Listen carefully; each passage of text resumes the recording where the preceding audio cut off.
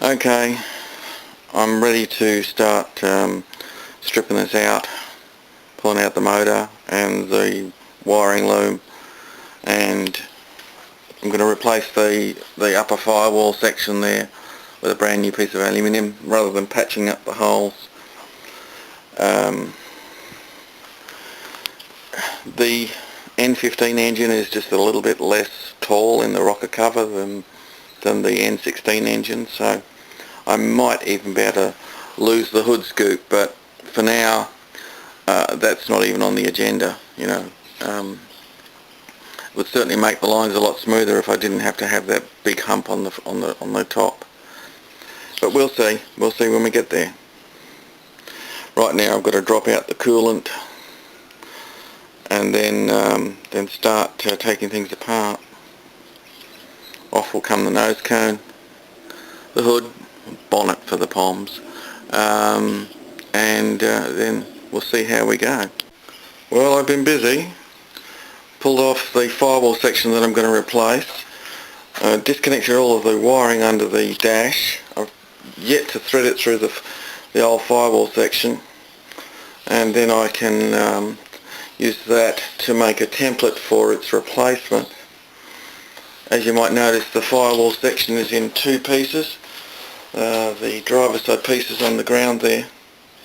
I will be making its replacement as a one-piece thing. And of course I will be using all of the existing rivet holes as when I make the replacement, so that I don't have to drill any new holes in the shaft. Just giving you this view to give you some idea of all of the incredible amount of utterly useless wiring that I was obliged to fit.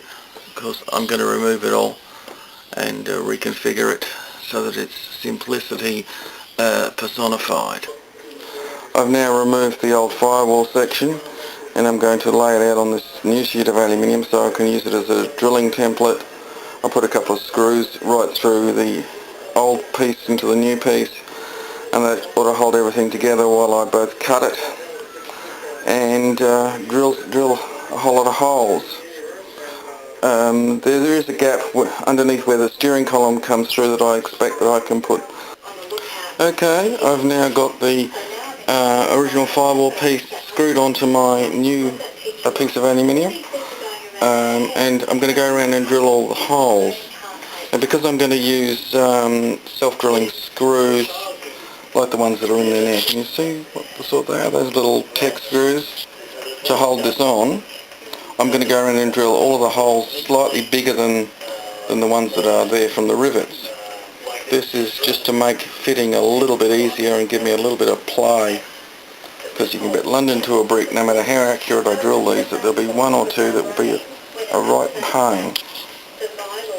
Okay, and then I'll go around and I can use the original piece as a template for cutting with a cutting wheel, and I'll have to cut out the notches on the bottom there to go around the frame and above where the footwell is, and I'll use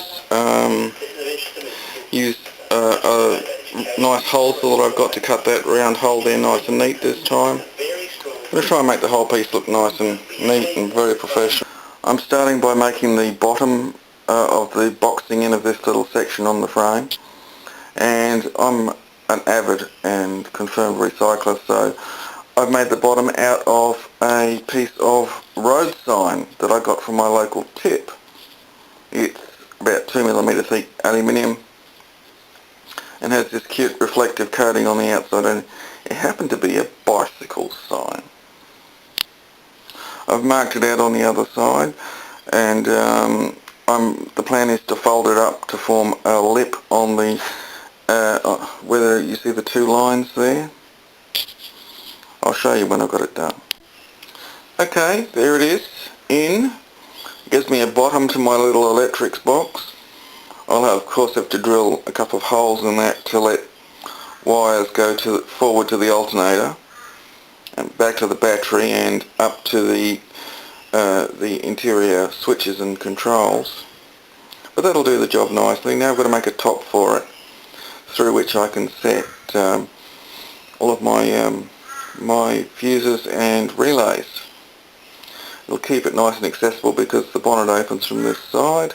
Now all I've got to do is carefully drill some holes in this and then cut out those two rectangles, and because the actual top of the fuse and relay items is not perfectly square, or they've got little doodads on them, I'll have to do a bit of filing and shaping to get those holes right.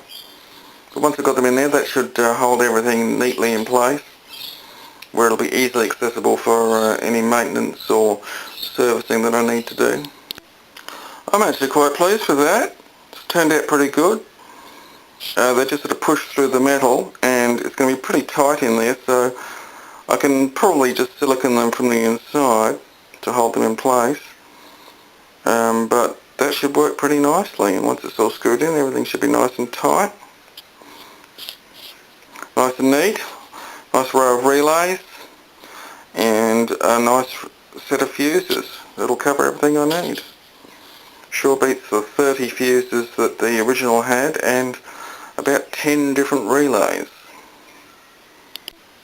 Of course I haven't wired it up at all, but that's the fuse and the relay block mounted up. Looks pretty good to me.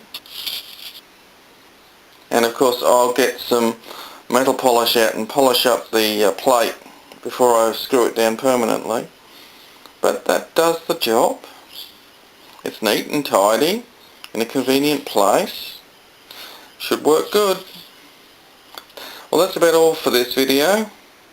I'll post another update when I've pulled the motor.